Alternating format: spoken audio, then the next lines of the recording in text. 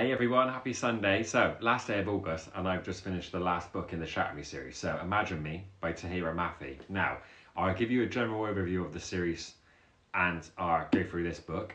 Altogether, there's 11 books, 6 books, 5 novellas. Don't have to read the novellas. I just purchased them because they were out there and I thought, well, I'm going to give them a go. They do give you a little bit of an insight to the characters they focus on. However, they do repeat a lot of the same conversations from the previous book. There's just a tiny little bit portion added. So you don't have to do them. I just done them. I've read all 6 main books. Instead of reading the last novella, I've just left it. It was enough for me. So, when you start Shatter Me, everyone always asks me when they see me reading this on live or any of their series, I finished Shatter Me, I was underwhelmed, do I continue? Well, firstly, I only continued because I had book 2 and 3 in the special editions as well. If I wouldn't have had them, I probably would not have continued. I would not have rushed out to go and get the rest of the series. You're in her mind, literally her thoughts, and she's crossing things out, obviously, and they do scribble it out in the book, and I've never come across that before. It's quite jarring, but then at the end of the book 1 is really intriguing. So it's a YA dystopian read, and it's like children and people with really unique abilities. Now, okay, I was like, wow, this kind of feels like Charles Xavier School for Gifted Children. I was like, okay, I'll see where this goes. Well, book 2 was great. Book 2 was great. I was like, okay, I'm really happy I continued. A lot more action.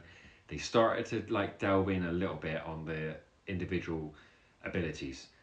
Book 3, if I didn't have the rest, I would have left it. It was just 350 pages of a love triangle. Now, you know me, I don't mind hints of romance, but when that is the focal point, I was like, you've got all these incredible characters with incredible abilities, and we are just focusing on this love triangle.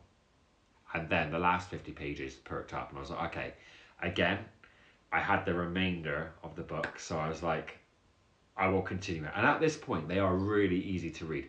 They're non-descriptive, easy, they flow easy, really easy to blitz through. So if you've got like, I don't know, some hard hitting books or some books that are like smaller font and slower paced, they are a breath of fresh air, really, like a good palate cleanser. Book 4 and 5, I was like, oh wow, this is it. We are on the home stretch now. This is great. It focuses again on all the different abilities. You get introduced to more characters.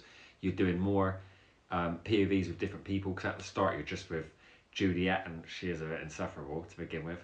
The first couple of books, I was like, oh my god, I put her in the Bella Swan category. But it does change. It branch out into other characters. When I tell you, the saving grace of this series is Kenji by far, hands down. Great character, absolutely fantastic. Honestly, the saving grace of this series. Yeah, even in that last book, just what an amazing all-rounder character. The rest of them I had conflicting things with back and forth. From the start, I was like, wow, what a great and uplifting character. Just so funny, but you get to see like the sweet and personal side to him. So yeah, so you continue on. I've done book 4 and 5 really great. The novellas in between, they're not groundbreaking. I rated them all 3 stars. You get like a little insight, like I said, but they are repetitive. They just repeat a lot of conversations that happened in the previous book. Then I go on to this book. I started it and I was like, oh, where have we left off? It was a bit, it took me a while to get my bearings. It was a bit lackluster to begin with, I'm not going to lie. It was a bit jarring to have this other person in her mind. So I was working out what was going on, the complexity of it all. Then the action started building and I was like, oh, this is good. So I think it was like page 150. Again, it started getting going. The ending to this, so underwhelming for a series ending. I was just like, this is why it is YA and more romance based than action. Because I tell you what, if this was non-YA, the detail in the action would have been insane.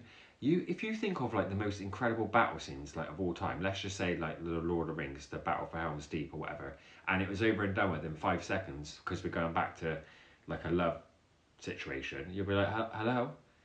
But again, it all depends on what you like and what you want to get out of a book. So some people would cherish these lovey moments, but these are monumental things happening in the universe. Like incredible battles, and they're just over and done with like that, like a blink of an eye. It just obviously wasn't the focal point of the series, but for me, that is what let me down. So I was quite underwhelmed. And when this ended, I went back and I was like, yeah, it was a bit lackluster for me. So I've I put all my books on Vinted. Aside from the ones that I was gifted by Vicky, I'm going to donate those to somewhere else, give them another home. All my other ones are pretty much brand spanking new, so I'm going to put them up on Vinted for sale. It's not one I'm going to display. It was an alright series. It actually served a purpose. Like I was reading some heavy hitting, like hard hitting heavy books, so it was good to like bolster them up each side with this. So yeah, it is what it is. Just an average series for me. But if you've read this series, what did you think of it overall? Yeah, just let me know in the comments.